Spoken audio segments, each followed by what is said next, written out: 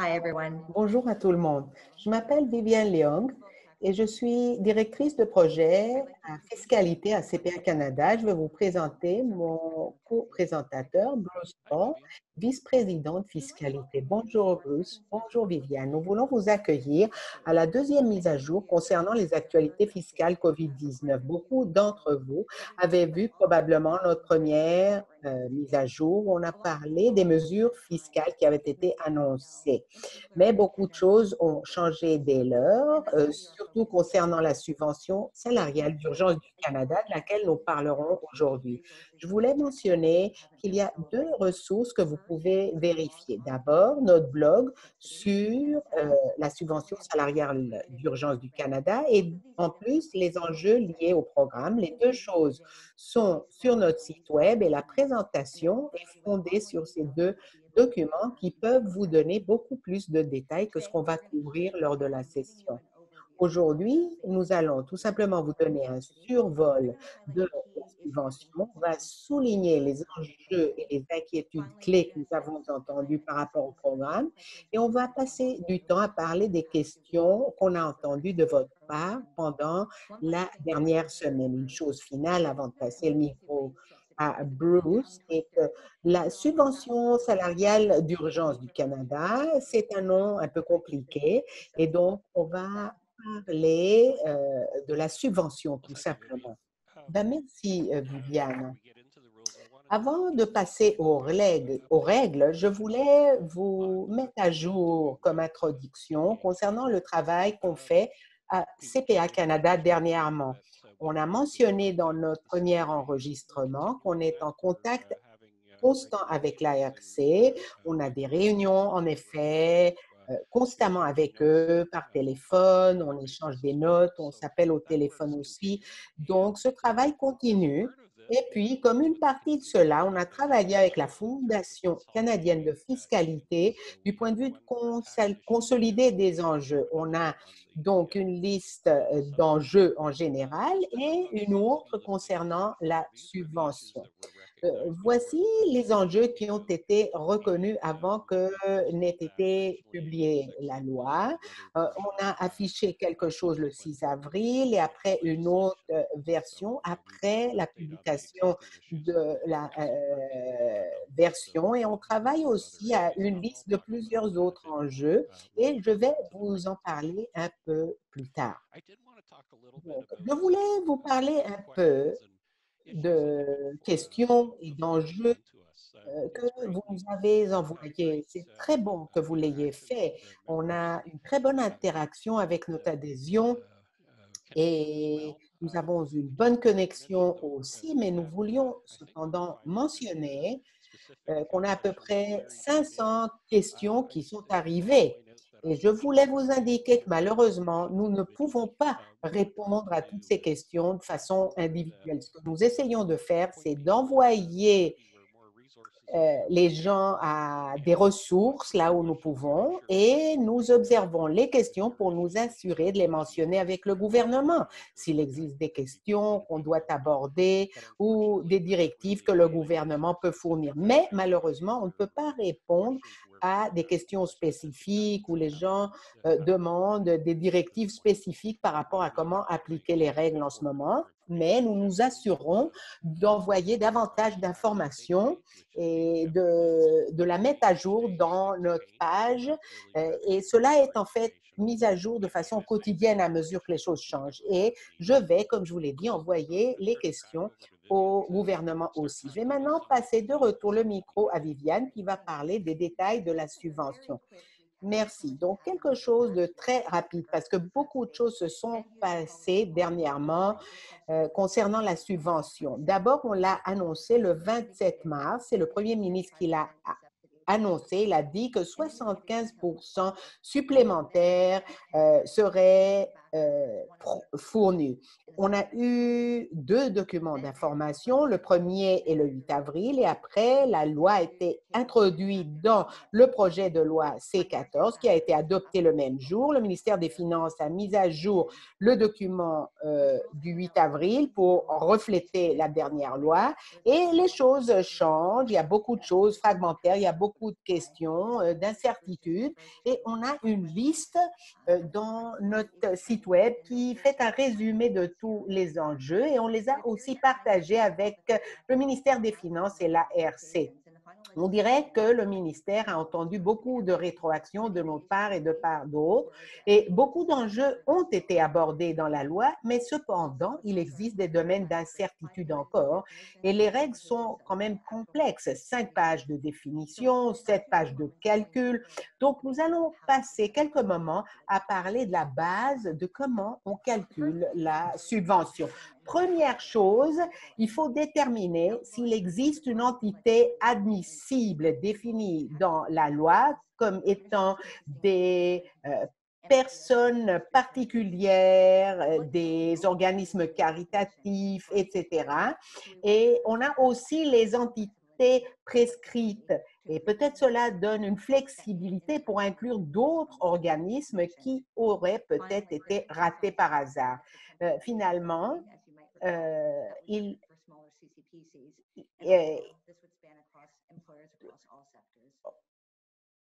nous parlerons aussi d'autres choses. Alors, une fois que vous déterminez si vous êtes admissible, la prochaine chose qu'il faut déterminer, c'est si vous avez passé le critère de baisse du revenu, une baisse d'au moins 15% en mars et 30% pour avril et mai de 2020. Il y a 2 points de référence possibles auxquels on peut les comparer. Le point de référence de défaut qui demanderait aux employeurs de comparer mars, avril et mai de 2020 au même mois en 2019. Deuxième option, qu'ils comparent mars, avril et mai de 2020 au revenu moyen pour janvier et février de 2020. Cette deuxième option de comparer avec le revenu moyen est de faire une sélection ou si on ne faisait pas d'affaires le 1er mars de 2019. Ceci a été ajouté au deuxième document d'information, je pense, comme réaction à la rétroaction que le ministère a entendue. Peut-être on a accepté ce changement avec plaisir. L'autre changement, c'est que quand on l'a annoncé pour la première fois, le critère de mars exigeait une baisse de 30% et la rétroaction a été que, comme beaucoup de mesures de COVID n'ont pas commencé avant le mois de mars, peut-être ça ne serait pas logique. Donc, on a changé ce 15%, ce qui a été beaucoup apprécié. Finalement, je veux mentionner que la loi a introduit un nouveau trait où si un employeur est considéré admissible pour une période spécifique, il serait considéré automatiquement admissible pour la prochaine période, ce qui donne plus de certitude aux affaires qui seront admissibles pour les mois suivants sans devoir prévoir des revenus dans l'avenir et les affaires n'auront pas peur de récupérer une partie de leurs revenus perdus dans les mois suivants. Alors, quels revenus sont admissibles? Ceci est sous la définition de revenus admissibles dans la loi et ceci indique que cela inclut l'entrée de trésorerie, les débiteurs ou autres considérations qui surgissent pendant des activités ordinaires au Canada. Cela exclut spécifiquement des items extraordinaires et des parties ayant un lien de dépendance. Les règles indiquent aussi que l'employeur peut calculer ceci sous les pratiques comptables habituelles et l'on peut choisir soit la comptabilité de caisse, soit l'autre, mais il faut s'adhérer toujours à la même. La loi aussi donne de la clarté pour les OSBL, les organismes caritatifs, et ils vont devoir décider s'ils veulent inclure le revenu du financement du gouvernement, mais il faut s'adhérer aux choses. Maintenant, il y a plusieurs quand même domaines d'incertitude, surtout des termes comme activité ordinaire, item extraordinaire, pratique habituelle. Cela n'est pas dans la loi et peut-être on en a besoin. Et je veux mentionner aussi que la définition exclut spécifiquement des sommes venant de sources ayant un lien de dépendance. Et ceci inquiète par où plusieurs affaires pourraient être exclues de la subvention. La loi finale inclut des règles spéciales pour les groupes de sociétés et les revenus de parties ayant un lien de dépendance. Et Bruce vous en parlera plus tard. Alors, ce graphique est reproduit du site web du ministère des Finances du Canada et cela vous montre les périodes de demande de rémunération, la réduction de revenus exigée pour cette période et la période de référence où l'on fait ce critère de la baisse de revenus. Par exemple, on décide de choisir le point de référence comme défaut. Et donc, pour être admissible pour la subvention du 15 mars au 11 avril, il faut prouver une baisse de 15% en revenus pour mars de 2020 si on le compare au mois de mars de 2019. Pour la deuxième période, avril 12 au 9 mai, si vous êtes admissible pour la première période, vous êtes compté avoir une baisse de 30% pendant la deuxième période. Et pour la troisième période, 10 mai au 6 juin, vous devez avoir atteint le critère de 30% pour mai de 2020. Alors, comment est-ce qu'on calcule cette subvention? La SSUC est calculée pour chaque période de demande et elle est pour la rémunération admissible pour un employé admissible. Et la rémunération admissible inclut le salaire, des commissions et d'autres rémunérations comme les avantages imposables, mais exclut par exemple des avantages associés à une option d'achat d'actions. Il existe plusieurs domaines d'incertitude. Peut-être, par exemple, les bonis et les commissions qui devraient être ajustés. Et aussi, le document d'information exclut spécifiquement le remboursement de frais de déplacement automobile. Et finalement, on a besoin de directives pour des enjeux de base comme la paie non hebdomadaire. Maintenant, un employé admissible est généralement un particulier employé au Canada. Et la loi indique aussi des employés qui sont sans rémunération pour 4 jours consécutifs ou plus pendant la période admissible. Ils seront exclus. On va parler de la formule pour calculer la subvention. Et la formule en soi, c'est un peu compliqué de la comprendre, mais à un niveau très élevé, on a une rémunération de base qu'on appelle, et c'est ce qu'on paie pendant la crise. Et en essence, la SSUC prend en compte la rémunération pré-crise de l'employé, surtout s'il y a eu une baisse dans le salaire pendant la crise. Donc, il y a deux calculs qu'il faut faire et le résultat le plus grand des deux calculs sera la subvention. Premier calcul, c'est clair, 75% de la rémunération admissible payée pendant la crise à l'employé.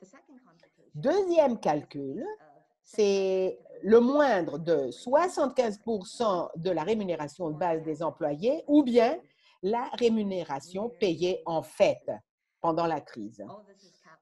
Tout ceci a un plafond de 847 $ comme avantage maximum. Ce que cela veut dire, c'est que pour les employés sans lien de dépendance embauchés après le 15 mars de 2020, la subvention sera 75% de la rémunération payée à l'employé. Maintenant, pour les employés sans lien de dépendance employés entre le 1er janvier et le 15 mars 2020, le deuxième calcul sera le moins de 75% de la rémunération de base, la rémunération en fait ou les 847 $.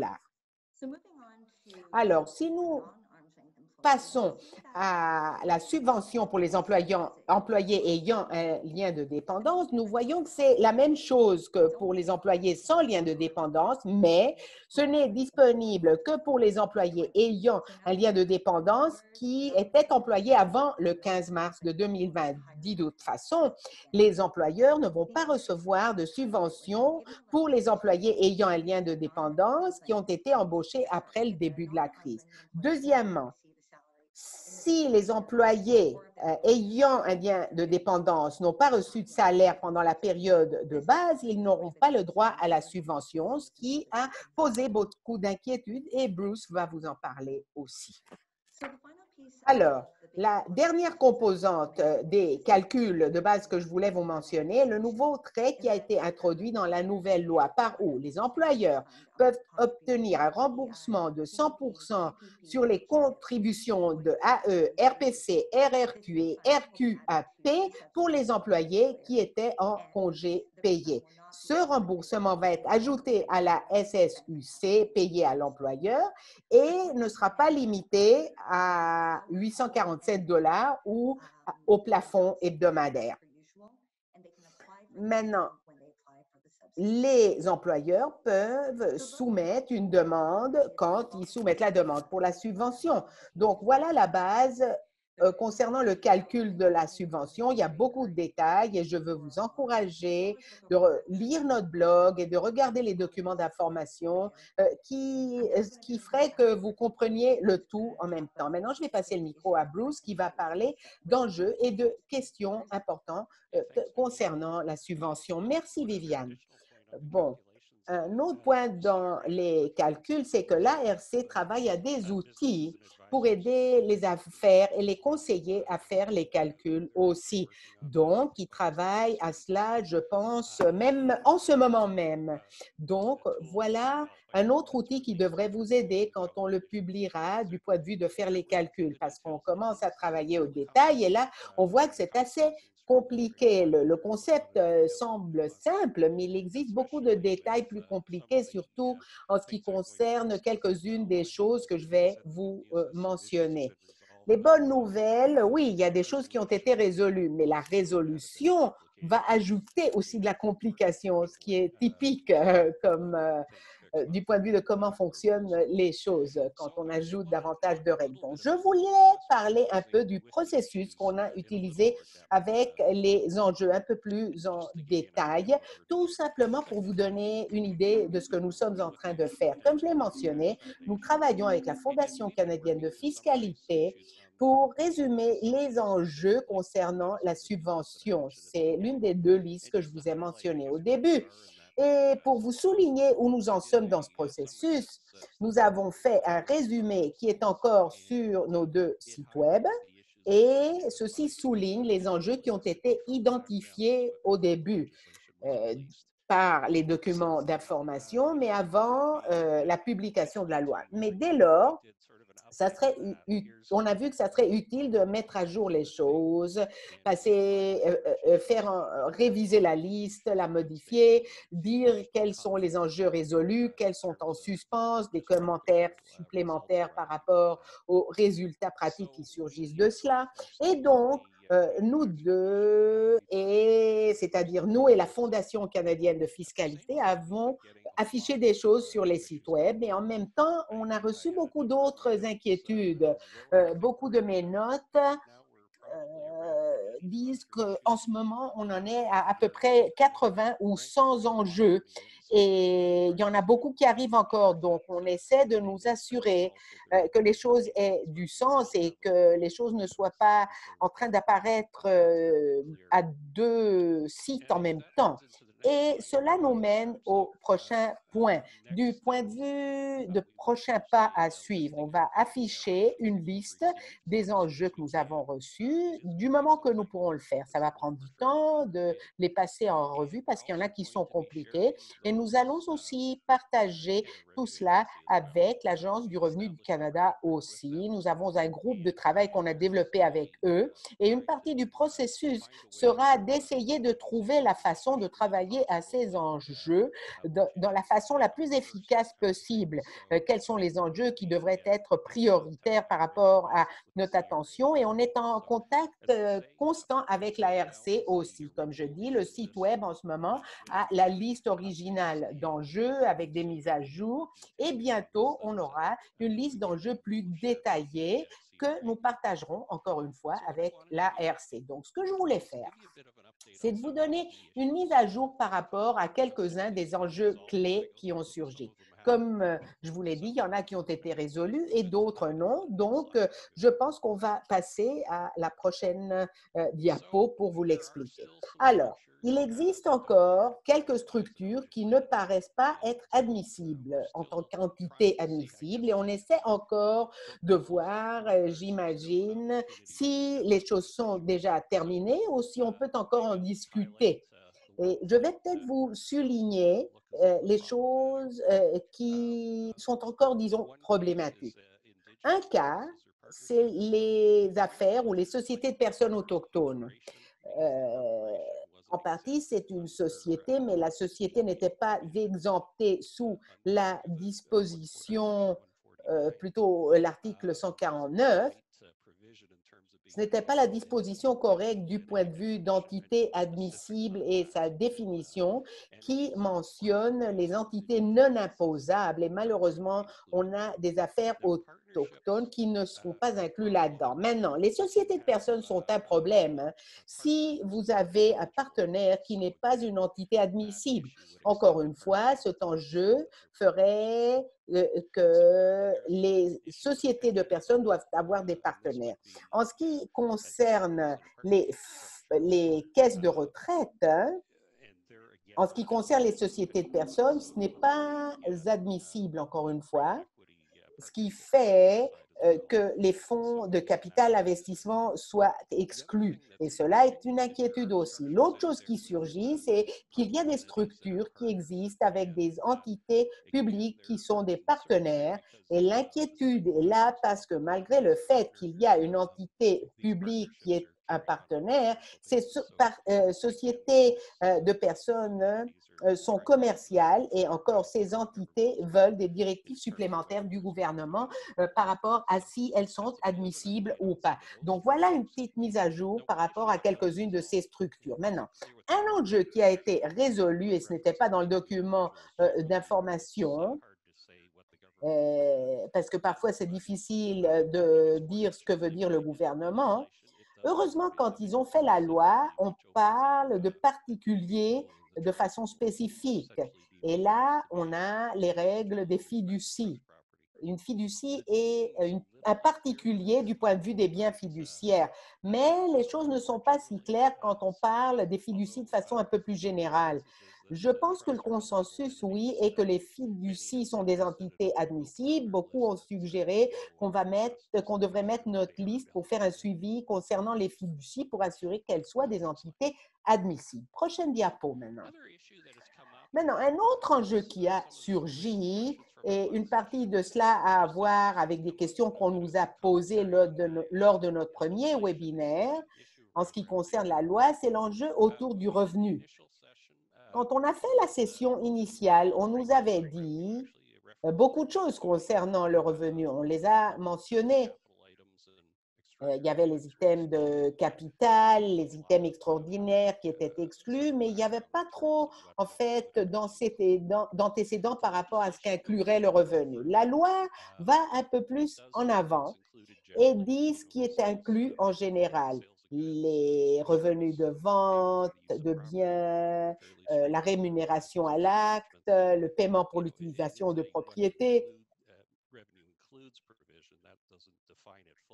Mais on n'a pas des choses définies complètement, seulement ce qui est inclus.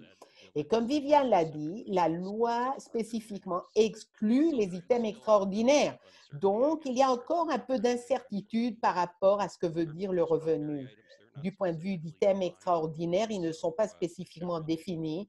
Donc, une réunion une signifiance générale s'appliquerait.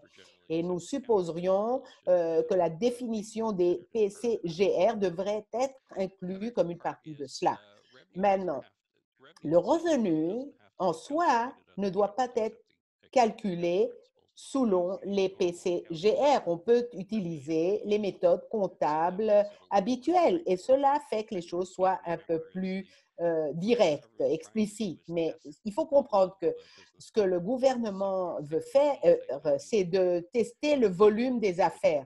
Et donc, disons, s'ils regardaient de près un client, ils veulent s'assurer que ce que vous avez fait lors de la période de référence peut se comparer à mars, avril ou mai. Et je pense donc que ce qui est clé, c'est la consistance. Maintenant, l'autre chose qui était dans les changements finaux, et ceci a abordé en fait plusieurs enjeux. Comme j'ai dit, la liste du 6 avril a été mise à jour, mais on peut utiliser la comptabilité de caisse tout autant on l'utilise de façon consistante.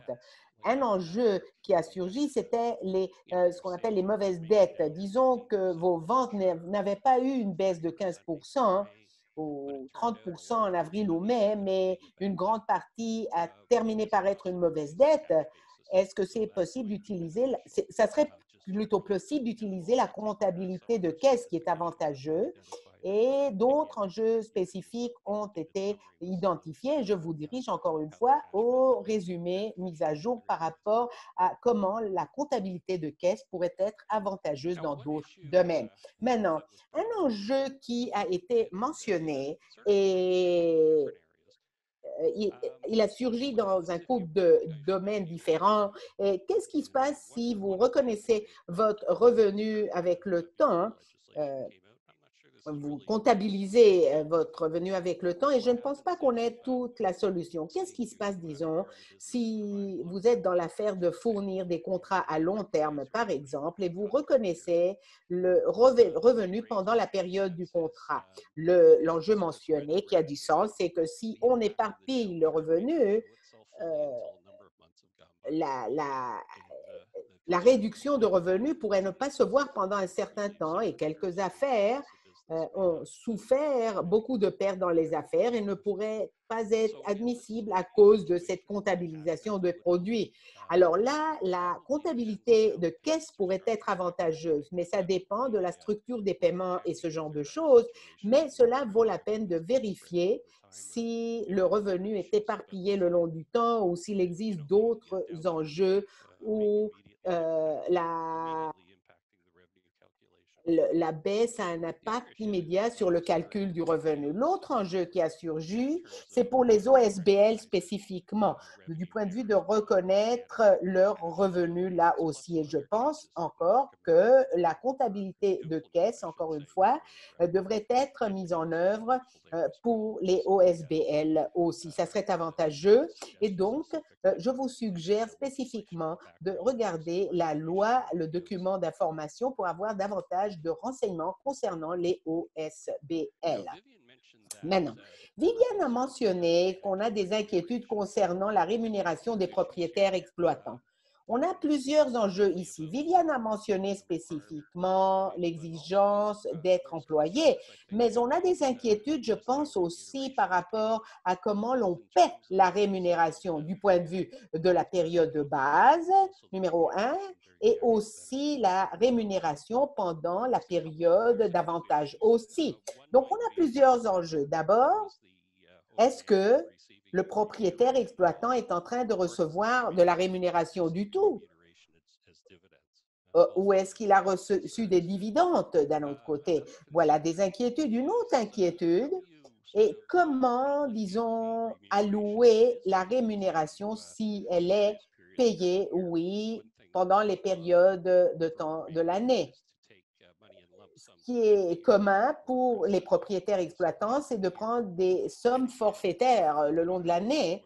Et comment est-ce que cela va fonctionner quand les règles sont tellement granulaires? Donc, je pense qu'on a des enjeux là-dessus aussi. Je pense que voici des enjeux où il y a de l'espace pour de l'administration aussi. Donc, nous espérons que lors de nos discussions avec l'ARC, on puisse obtenir des réponses plus concrètes par rapport à que faire avec quelques-unes de ces choses-là. Un autre enjeu important est ce qui se passe avec les groupes de société. Comme Viviane l'a mentionné, les règles essentiellement disent que les revenus à source ayant un lien de dépendance est en fait exclu. Donc, disons dans un exemple très explicite, si vous avez une entreprise de fabrication qui vend toute sa production à une entreprise de vente en gros qui vend à des clients sans lien de dépendance, vous aurez un problème avec l'entreprise de fabrication dans les règles générales. Parce que quand vous regardez un revenu sans lien de dépendance, ça sera zéro pour les 3 mois, mars, avril et mai. Et ça sera zéro aussi pour la période de référence aussi, moyenne de janvier et février ou l'année antérieure, n'importe. Cette inquiétude a été quelque chose d'important. Et une autre variation, quand vous commencez à y penser, c'est le même enjeu en fait. Une autre chose qui a surgi, c'est que si vous avez une société centrale qui fournit des services au reste du groupe, qui a employé peut-être plusieurs employés qui travaillent pour de différentes sociétés, employés par une entreprise qui fournit des services à des autres en échange pour du revenu, ça serait quelque chose ayant un lien de dépendance. L'enjeu, quand vous commencez à diviser les choses, c'est que vous avez d'un côté la paix et de l'autre côté la société. Et ceci crée un problème dans beaucoup de situations. Maintenant, l'autre enjeu qui a surgi, c'est qu'on a eu plusieurs questions par rapport à ce qui se passe quand vous allez dans l'autre direction. Au lieu d'avoir des entreprises séparées qui font chacune une fonction, qu'est-ce qui se passe si ces fonctions ou ces affaires sont toutes à l'intérieur d'une même société? Est-ce qu'on peut encore les considérer des entités séparées pour le propos du calcul? Alors, je pense que quand on arrivera à la prochaine diapo, on verra qu'on a de bonnes nouvelles et malheureusement de mauvaises nouvelles aussi. Alors, parlons des bonnes nouvelles d'abord. En fait, il existe dans la situation ayant un lien de dépendance, nous espérons avoir deux solutions qui seront efficaces dans plusieurs situations. La première, c'est la capacité d'utiliser le revenu de l'autre entité. C'est probablement plus facile d'en parler avec l'exemple que j'utilisais auparavant. Il existe une formule dans la loi qui est un peu difficile à lire. Essentiellement, ce que la règle dit est que si dans mon exemple de fabrication et vente en gros dans des sociétés séparées, tout autant les sorties ont été vendues aux vendeurs en gros, tout ou presque tout, on peut utiliser un critère différent qui vous permettrait essentiellement de retourner aux critères des récipiendaires. Donc, l'entreprise de revenus pourrait utiliser le critère de baisse du revenu pour l'entreprise de vente en gros. Cet exemple est explicite parce qu'il y a seulement une entité ayant un lien de dépendance. Mais la formule est un peu plus compliquée parce qu'elle parle de la possibilité d'être en train de vendre à plusieurs parties ayant un lien de dépendance et qu'on ait 10% ou moins de revenus qui arrivent de sources sans lien de dépendance. C'est compliqué le calcul, mais dans mon exemple, l'entreprise de fabrication pourrait peut-être utiliser le revenu de celui qui vend en gros pour et calculer le critère. C'est l'une des solutions possibles. L'autre est la possibilité de consolider un groupe affilié. Encore une fois, dans mon exemple, je pense que c'est efficace du point de vue de la perspective qu'il existe deux sociétés, mais en fait, cela vous permet de consolider et donc le revenu de fabrication rentre dans la consolidation. Maintenant, si vous avez plus d'une entité, ou plus de deux, devrais-je dire, si vous entrez dans des entités multiples, là, vous pourriez peut-être vouloir faire un peu de travail pour voir tout d'abord quelle méthode est plus facile, mais aussi quelles fournissent les meilleurs résultats. Un enjeu par rapport à la consolidation est que si vous consolidez les entités, peut-être vous consolidez en dessous du 15 ou du 30%. Et là, vous devriez regarder les deux règles pour voir quels sont les résultats et décider quel est le meilleur des deux. Malheureusement, pour la situation de laquelle j'ai parlé, où vous avez toutes ces opérations dans une entreprise, le gouvernement n'a pas bougé. Ils n'ont rien inclus dans la loi qui vous permettrait de faire un calcul de ligne d'affaires. Par exemple, dans mon exemple de fabrication et vente en gros, peut-être c'est des affaires séparées. Vous ne pourriez pas les faire séparément si c'est hébergé dans une seule société. Malheureusement, cela n'a pas changé et de ce que nous comprenons, le gouvernement n'a pas l'intention de changer cela non plus. Une autre chose que j'ai mentionnée concernant les consolidations, c'est qu'il y a une règle qui dit si un groupe d'entités a des états financiers consolidés, chaque groupe pourrait se fonder sur les groupes des états financiers s'il décide de le faire. Mais je voudrais vous indiquer qu'on n'est pas sûr de comment fonctionnent les élections, si on aura des formulaires ou ce genre de choses. Mais ce qui est clair, c'est que la consistance est clé. Chacune de ces règles spéciales exige de la consistance. Prochaine diapo maintenant. Un autre enjeu qui a surgi, nous l'appelons les 25% restants. Dans beaucoup de cas, quand vous travaillez avec les règles desquelles Viviane a parlé, on a eu des situations peut-être où vous obtenez une subvention pour toute la somme, mais vous ne pouvez pas payer tout le salaire complet. Le gouvernement avait encouragé les employeurs à faire leur plus grand effort pour payer le 25% restant du salaire. Et là, on a plusieurs questions par rapport à ce que cela veut dire. Et je pense que l'idée était d'encourager les employeurs à le faire parce qu'il n'y avait pas de référence à cela dans la loi. Prochaine diapo. Il y a plusieurs règles anti-évitement que je voulais mentionner.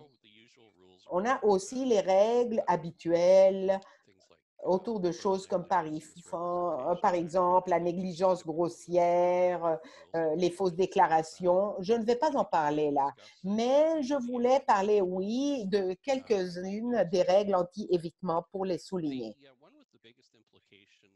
Celle qui a la plus grande quantité d'implications quand nous faisons un résumé, c'est la règle pour prévenir des transactions artificielles concernant le revenu. L'idée étant que le gouvernement voulait prévenir que les gens entrent dans des transactions où c'est raisonnable de conclure que l'un des propos principaux pour faire ce qu'on a fait était de vous permettre de demander la subvention. Donc, on n'a pas d'exemple en soi, mais je serais inquiétée par rapport à faire des transactions qui sont avec un lien de dépendance pour que cela soit en votre faveur. La pénalité est importante, 25% plus la somme que le gouvernement a cru a été demandée de façon inadéquate. Donc, pour la période de demande, ça pourrait être 125%. Vous perdriez la subvention plus un autre 25%. Il existe d'autres règles aussi qui sont plutôt côté ajustement. Le gouvernement a dit que la rémunération, par exemple, si c'est quelque chose qui est remboursé plus tard, cela serait ajusté. Même chose si vous essayez d'avancer des salaires dans la période d'avantage aussi. Il existe des règles là-dessus aussi. Prochaine diapo. Maintenant, du point de vue de l'administration, je voulais souligner plusieurs choses. Tout d'abord, il existe une interaction avec d'autres programmes. On a encore l'autre subvention du 10%, la subvention salariale temporaire. Cela continue. Là, vous réduisez votre déduction à la source. Mais ce programme va réduire les avantages de cette subvention. C'est quelque chose qu'on a souligné la dernière fois. tandis que le 75% se développe, ça a du sens de demander l'autre subvention, même si vous croyez que vous allez obtenir tous les 75% de la subvention.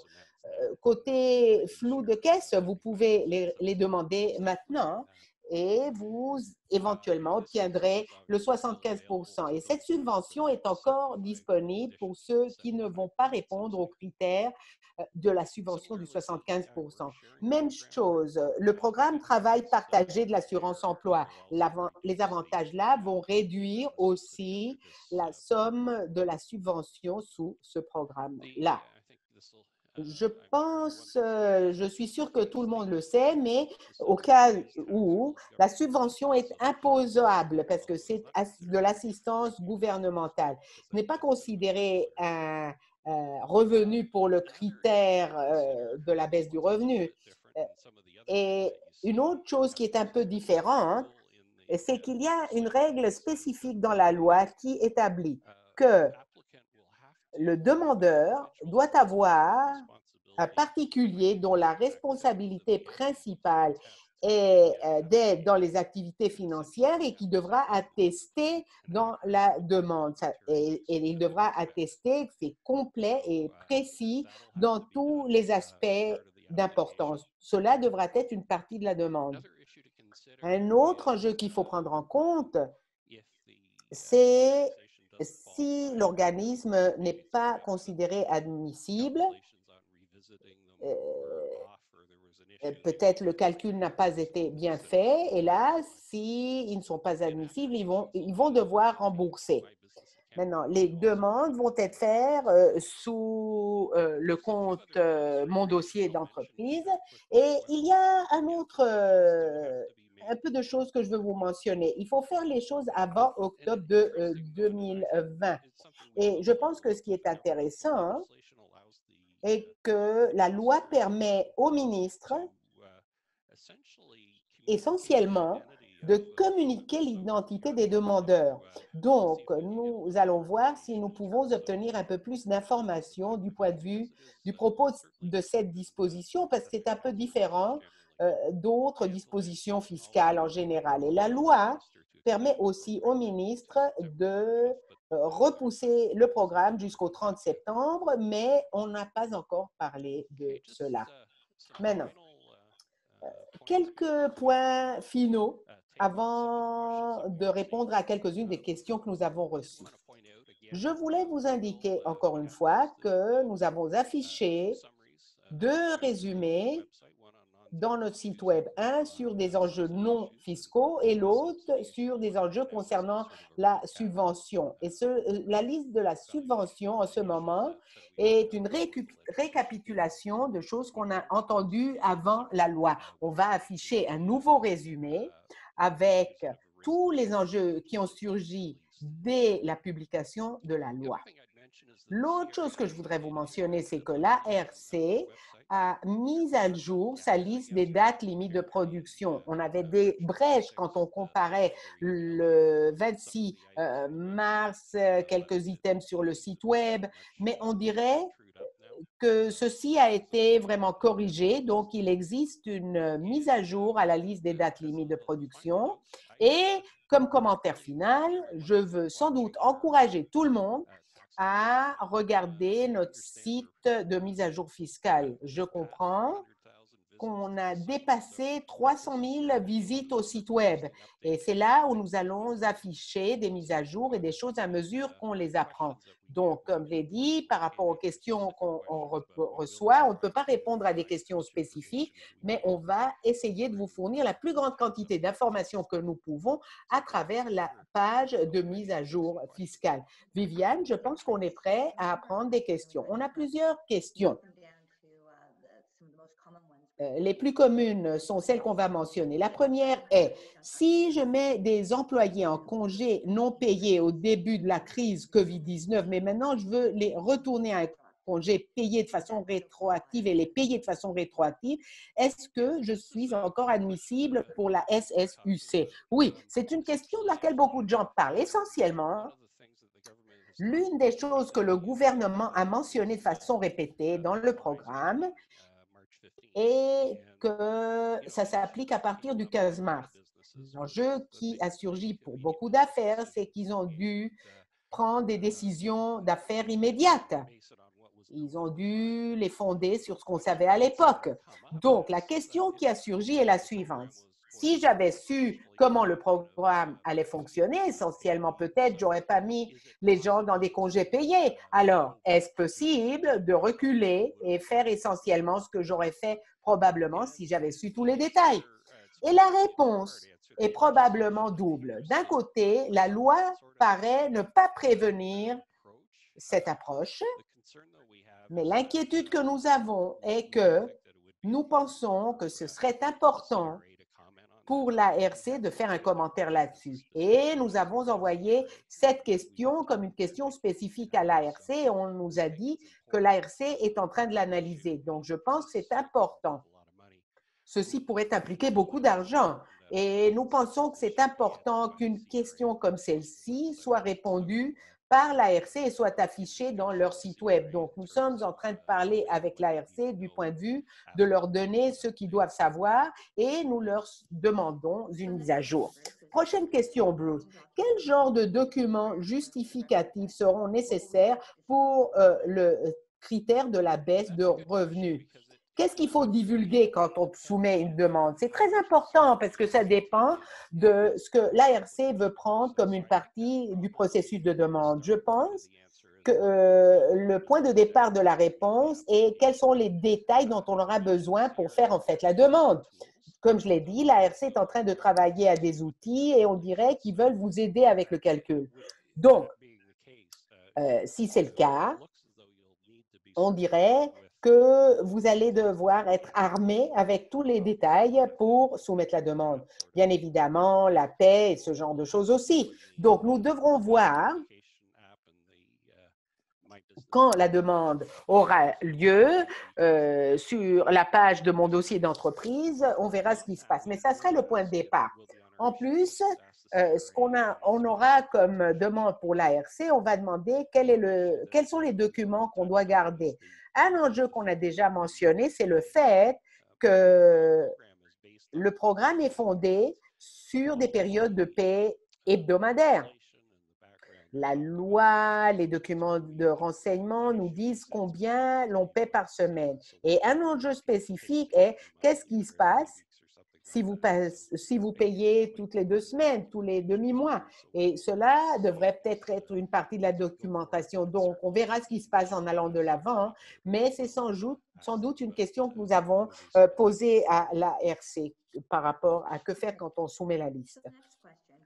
Prochaine question. Si la baisse en revenu de l'employeur n'est pas ce qui est exigé par le critère, est-ce que je dois rembourser toute la somme de la SSUC ou seulement la portion qui constitue la brèche entre ce que j'ai et la baisse que j'ai eue?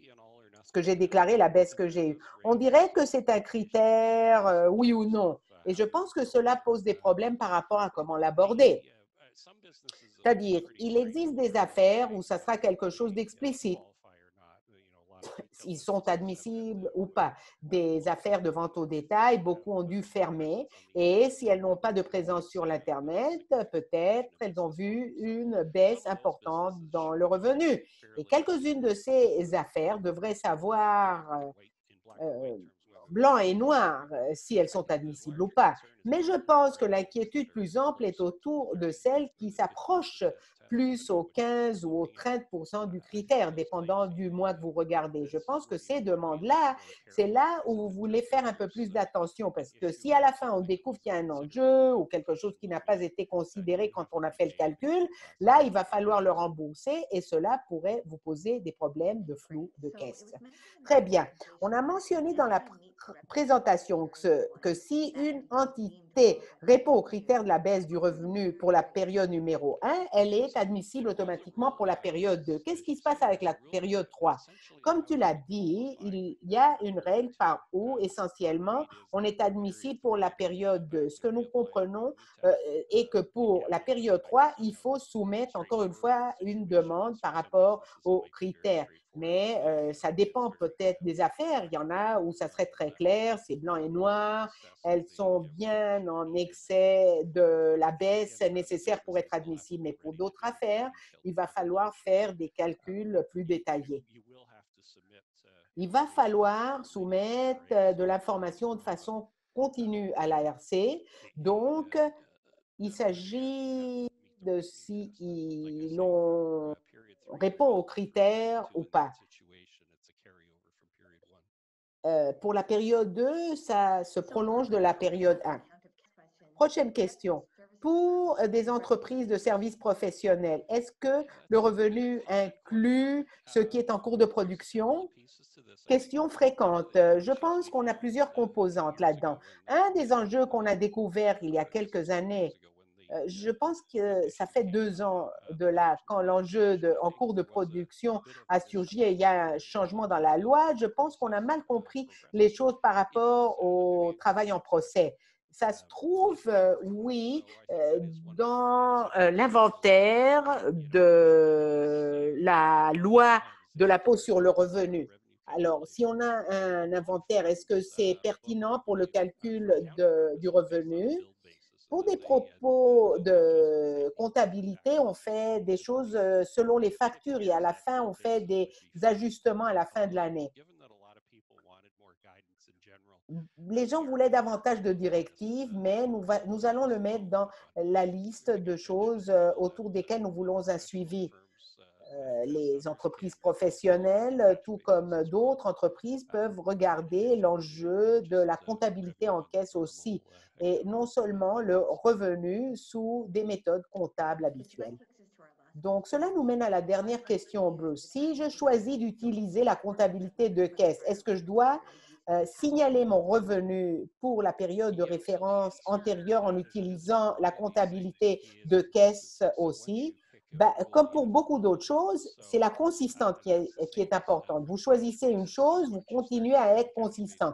Comptabilité de caisse, il vous faut rester avec si vous la choisissez. Et l'autre chose que j'ai mentionnée est que le gouvernement veut voir s'il y a une baisse dans le volume des affaires. Donc, il vous faut être consistant. Vous devez regarder la période antérieure aussi, qu'il s'agisse de la moyenne de 2 mois, janvier et février, ou des mois correspondants de l'année dernière. Maintenant, un enjeu que vous pourriez vouloir prendre en considération dans la comptabilité de caisse, c'est qu'un enjeu qui a surgi dans notre liste originale, et je pense que c'est plutôt une inquiétude par rapport à comment gérer les choses et non pas que le gouvernement nous dise comment le faire, parce que l'enjeu est l'enjeu.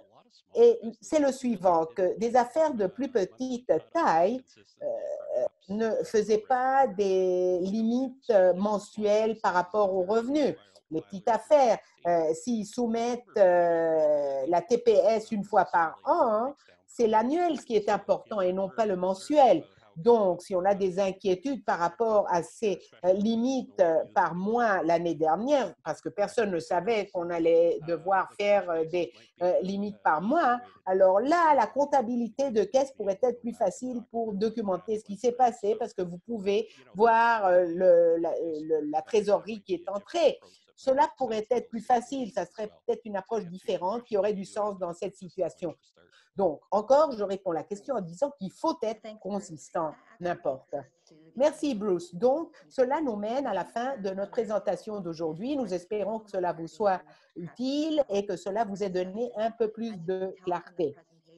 Comme vous pouvez voir de la présentation, on a encore beaucoup de domaines d'incertitude. On aura beaucoup de questions lors de l'administration de ce programme. Donc, comme on l'a mentionné plusieurs fois, continuez à vérifier notre site web. On va continuer à afficher des mises à jour pertinentes à travers ce canal et on va vous mettre à jour de cette façon. Merci d'avoir été avec nous aujourd'hui et bonne journée à tous et à toutes. Merci. Merci. Au revoir.